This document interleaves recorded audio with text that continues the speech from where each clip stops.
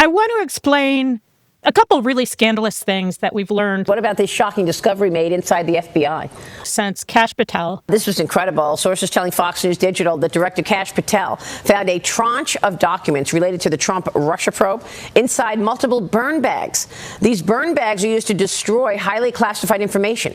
In an effort to distract from the Epstein problems that he caused Donald Trump. I think there's a political coup going on right now in the Republican Party that people aren't paying attention to. Oh, interesting. Yeah, I think that this Epstein thing is going to be a way for traditional conservatives to take their party back. That he tried to distract by releasing the classified annex of the Durham report. Special counsel John Durham's investigation into the origins of the Trump-Russia narrative began in 2019 and ended in 2023 with a 300-page document. Today, we're getting a look at the newly declassified annex to the report. It's just 29 pages, and it was released for the first time hours ago. The base level scandal of the classified annex of the Durham report, and this is something that both the New York Times and I have written about and gotten to it different ways, is that the basis underlying John Durham's entire investigation. The Russia collusion hoax against President Trump remains the single greatest hoax and the greatest assault on our democracy in the history of this country. A theory that he chased from 2019 until 2023 when he closed up shop. We have this annex to the report. He tried to hide it in the annex after trying to spend the entire report saying that this was some Clinton conspiracy. He has to put in the annex, well, actually, the two emails that are at the center of this conspiracy, well, they were most likely, again, Durham's words, they were most likely the product of Russian disinformation.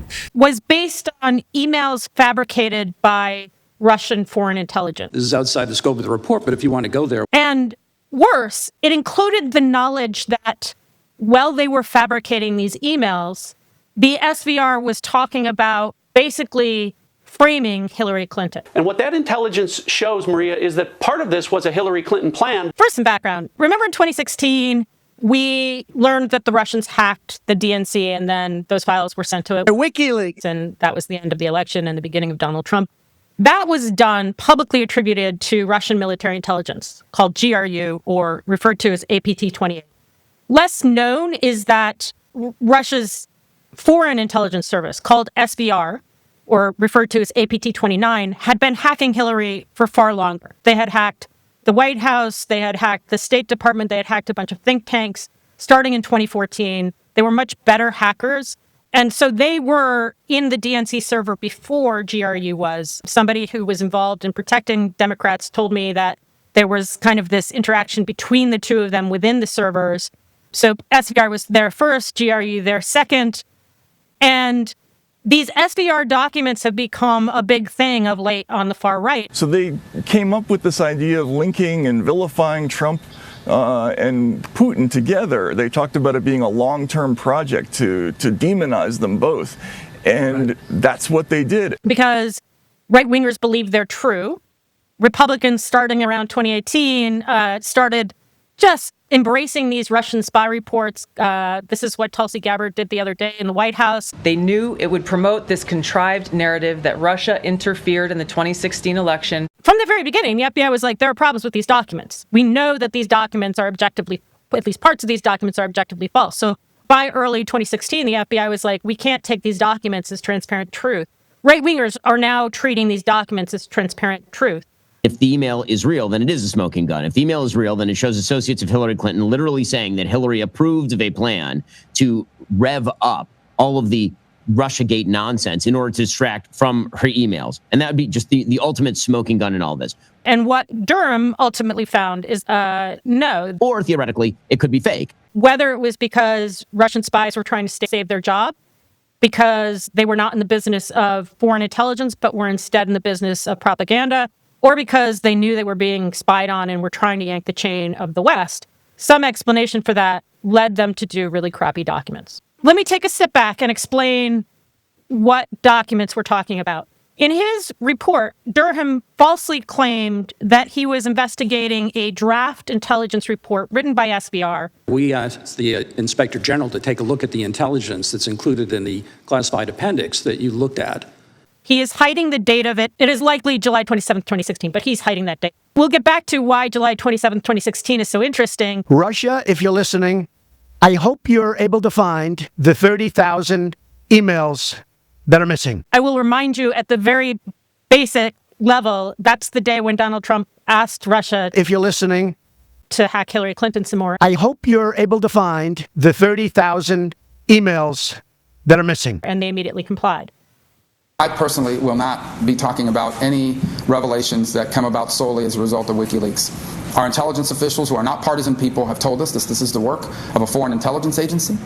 In any case, that's a draft intelligence report within SVR.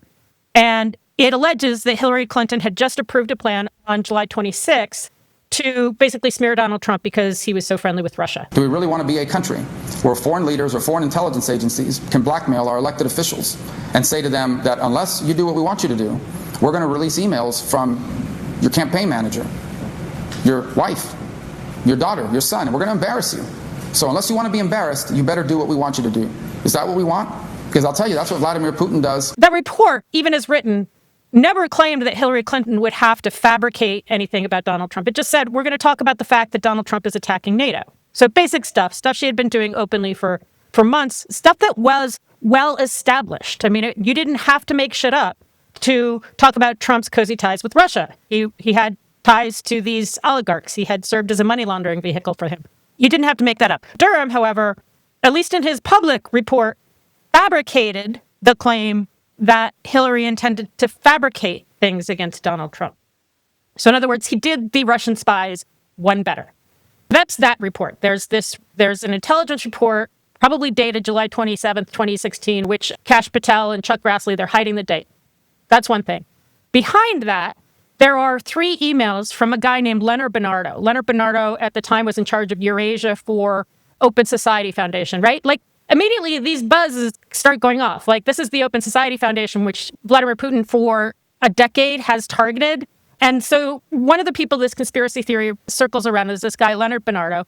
There are 3 emails, 2 that bear the date of July 25th and another that bears the date of July 27th, which between them purport to relay information about this plan Hillary Clinton had just approved on July 26th. So July 25th, he says, Julia has a plan about holding Trump accountable. And then on July 27th, he says, Julia, the name differs on these 2 emails, says Hillary just approved this plan. That's what those letters do for the sake of this conspiracy theory. Now, there were 2 drafts of the July 25th letter, and then there was the July 27th letter. And the draft of the July 25th letter was integrated into the report that Durham claims to have made the center of his investigation. And that's important. It was integrated into that report in English, meaning they were saying this is the raw intercept that we stole from this guy at the Soros Foundation, right? So it wasn't translated English to Russia back to English. It was presented as the raw English email. And amazingly, that raw English email included, when it described throwing more fuel on the fire, included the Russian idiom instead, putting more oil into the fire. Russian intelligence predicted that's exactly what would happen, that there was a Hillary Clinton plan and that the FBI would pour oil on the fire of a firestorm that would consume the country for the next 3 years. So in other words, right there in purported English was a Russian idiom in English. And for 5 years, Durham apparently didn't notice that this alleged English email included a Russian idiom. If you remember back, that was some of the stuff that Guccifer 2.0, the persona that was releasing these documents, was also doing. And one of the only emails that Durham found that corroborated his conspiracy theory was an email about an article that talked about the fact that Guccifer 2.0 had done that. So this is all like Easter eggs that asshole Russian spies were leaving for others. So July 25th email incorporated into the report that Durham falsely claims is the basis of his investigation. In addition, there were 2 emails between Russian spies. And one of those emails between Russian spies was written by his description on July 26th. And that email includes language about ginning up a false conspiracy theory about Hillary Clinton. So it describes, it drops every word in the book. We're going to go after the deep state, after dark forces. Maybe we're going to do something about a tasking that involves the deep state. It was just kind of explicit. Let's frame Hillary Clinton. Let's start a conspiracy theory about the deep state. Then there was a second email that was dated July 27th, and that one talked about illuminating how Hillary Clinton was going to vilify, and this word is important, was going to vilify Donald Trump and Vladimir Putin.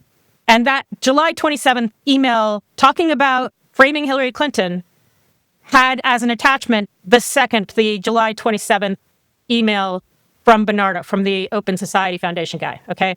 And so what Durham concluded in his classified appendix is that those emails, the underlying raw basis on which the SVR purportedly concluded that Hillary had a plan to smear Donald Trump and Vladimir Putin, those emails were what he called composites, which is another word for fabrication. He didn't then, when he discovered this, which was by July 2021, he didn't then just drop the project. As I unpacked over the weekend, one of the ways he sustained his project, one of the ways he justified indicting Michael Sussman and Igor Danchenko after having discovered that his entire conspiracy theory was based off SVR fabrications, was to, in the two different volumes of his report, in one place he said, well, the document was a fabrication, but the FBI nevertheless got a report of this plan, of this Clinton plan, and therefore it is fair to examine whether they adequately accounted for the report. In the public document, he provided evidence that, in fact, he had no evidence that the FBI got that report, but he hid the evidence that it was all based on a fabrication. But those two premises are important to understand, right? He said, I'm going to investigate this conspiracy theory based on two theories. One is that Hillary Clinton had a plan. The Russian spooks didn't say it required fabricating information, but I'm going to claim it did, which it didn't. So I'm going to fabricate a fabrication claim. That was one, Hillary Clinton had a plan to smear Donald Trump. Not a crime, by the way. And then the second one is that the FBI found out about it and should have accounted for that when they dealt with the Steele dossier and the Alpha Bank allegations. By the way, the Alpha Bank allegations, they didn't investigate because an FBI agent who was pro-Trump said, oh, this is just a Hillary Clinton fabrication. So they did, in fact, not investigate things that they should have because right-wingers at the FBI were already assuming that Hillary Clinton was fabricating things. It's just this crazy rabbit hole.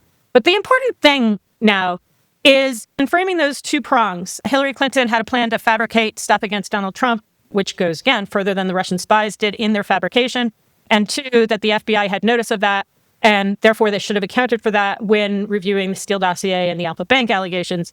He bases that second part, FBI had notice, on two documents. One document are notes that John Brennan took while he was briefing President Obama. I believe the briefing was on July 28th. So basically, one thing that's happening is the CIA especially is getting these SVR documents in real time. And they get it on July 28th, and Brennan says this is important enough to brief the president on. And then in September, when Crossfire Hurricane was up and running, after Brennan briefs Obama, he says, can we set up a fusion cell to look at these documents and try and understand what Russia is doing in real time to protect the election? Then once Crossfire Hurricane gets up and running, they go to the fusion cell and say, can you tell us the kinds of things you have? And CIA drafts a memo saying, here are three examples of the kinds of things that we're finding in these SVR reports, which Dutch intelligence is stealing for us. 3 bullet points, okay?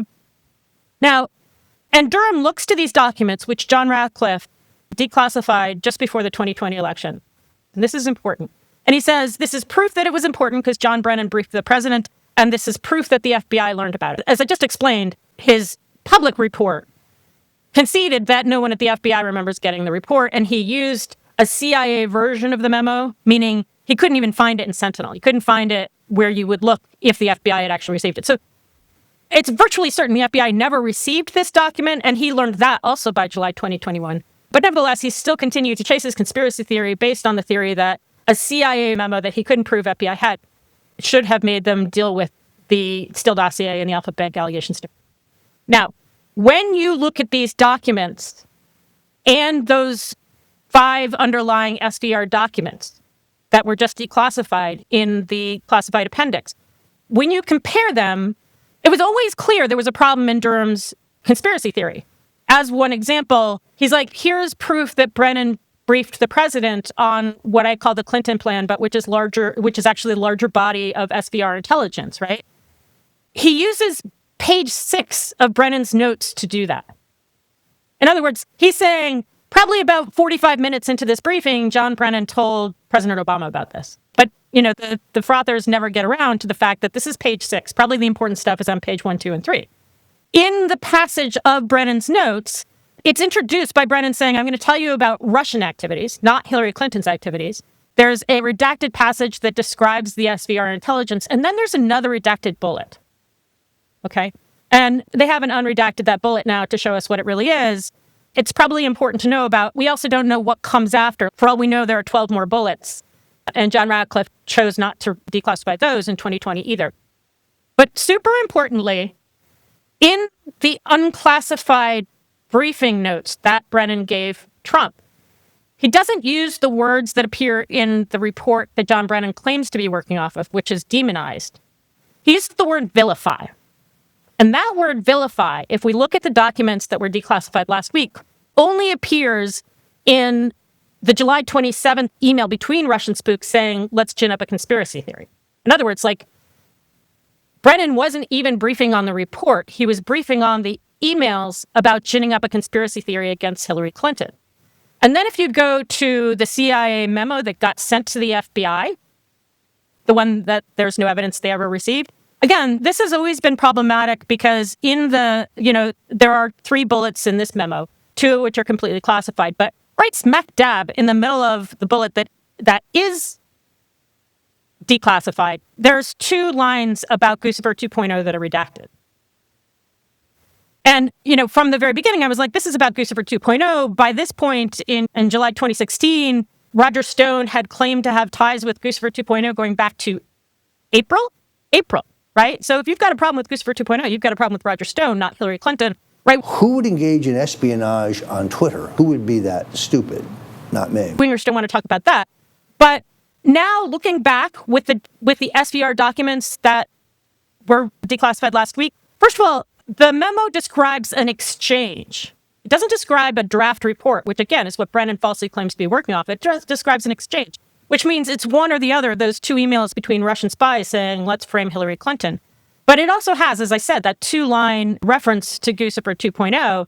And if you look at the documents that were declassified last week, the report itself barely has a mention of Guccifer 2.0. It talks about GRU. It doesn't talk about Guccifer 2.0.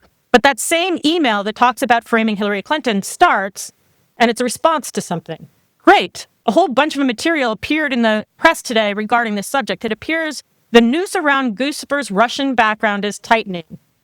I suggest doing something about a task from someone I don't know, some dark forces like the FBI, for instance, or better yet, Clinton sympathizers in IC, Pentagon, Deep State. So in other words, that tie between this claim about Hillary Clinton and Guccifer 2.0, the only place we see it, now there is a part of the July 27th email that references vilifying Trump and Putin, so it could be there. I mean, that piece should be declassified. But the only place where it appears in unclassified form is in that plan that says, basically, oh, shit, they're on to Guccifer 2.0. Let's distract from that by framing Hillary Clinton.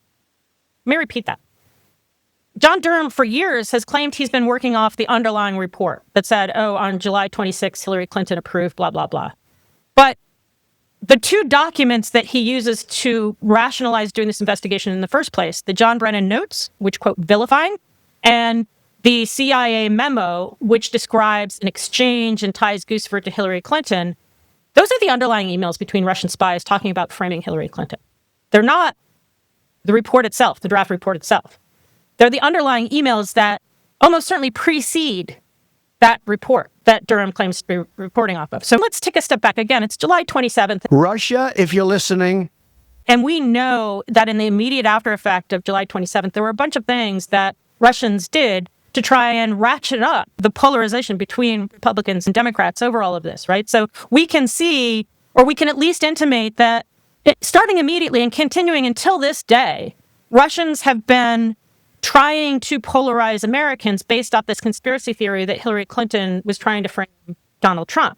And we know, for example, that the parts of the Steele dossier that were most outrageous almost certainly were Russian disinformation. For example, the stuff about Michael Cohen probably came from Dmitry Peskov, whose office had spoken with Michael Cohen earlier that year, who knew that Michael Cohen and Donald Trump were hiding a business deal that involved GRU and Vladimir Putin. You know, it is highly likely that the problems with the Steele dossier come from Oleg Deripaska, come from Dmitry Peskov, were mobilized by Paul Manafort after meeting with an Oleg Deripaska associate in January 2017. And everything else after that comes from Oleg Deripaska. Oleg Deripaska paid Christopher Steele to do this stuff starting in March 2016. It all comes back to Oleg Deripaska. So the Steele dossier, everything you hate about the Steele dossier, that's Oleg Deripaska. It's not Hillary Clinton. Oleg Deripaska was fucking over Hillary Clinton and fucking over Paul Manafort at the same time. I suspect, and I've long suspected that's true of the Alpha Bank allegations as well. We might know if the FBI had actually investigated it, but a pro-Trump FBI agent basically bollocks the entire investigation, claiming that this was an attempt by Hillary Clinton to frame Donald Trump. But in his prosecutorial decision on his Clinton conspiracy theory, this is what Durham said. He said, whether these failures by U.S. officials amounted to criminal acts, failures, right, to respond to a memo that he couldn't prove that they received, and there's no evidence they did, is a different question. In order for the above described facts to give rise to criminal liability under federal civil rights statutes, the office would need to, for example, identify one or more persons who, one, knew the Clinton campaign intended to falsely accuse the opponent with specific information or allegations. Of course, in his classified annex, Durham admits that he has no evidence of that. Two, intentionally disregarded a particular civil right of a particular person, such as the right to be free of unreasonable searches or seizures, meaning, did you get warrants based off claims people knew to be knowingly false, and then intentionally aided that effort by taking investigative steps based on those allegations while knowing they were false? John Durham knew by July 2021 that his conspiracy theory was based off fabricated document. John Ratcliffe and Kash Patel should have known in 2020 when they first released these documents that the documents weren't referencing a finished SVR report. They were referencing emails between Russian spies planning to frame Hillary Clinton. What they said in 2020 was carefully couched. If you look at John Ratcliffe's memo, he was pretty careful. What he said yesterday on Fox News. Trey, either the Russians made the greatest prediction or the luckiest guess of all time, or this intelligence was real. No caution whatsoever. He's just making up bullshit that he should have known since 2020. Both him and Kash Patel, right, who are desperate to unseal these documents to help Donald Trump cover up his Epstein problem. But they should have known in 2020 that they misrepresented from the start emails between Russian spies seeking to frame Hillary Clinton and claimed that was instead proof that Hillary Clinton had, in fact, a real plan. So you've got Kash and John Ratcliffe and John Durham all conspiring to do exactly what John Durham said would be a crime. To intentionally aid that effort by taking investigative steps based on allegations known to be false, debunked by July 2021, well knowing they were false. John Durham indicted Michael Sussman, indicted Igor Danchenko, knowing that his underlying conspiracy theory was based on fabricated documents. John Durham did exactly the crime that he accused Hillary Clinton of. John Durham, Kash Patel, John Ratcliffe, all of them are doing exactly what they are falsely accusing, in conjunction with Russian spies, Hillary Clinton of having done.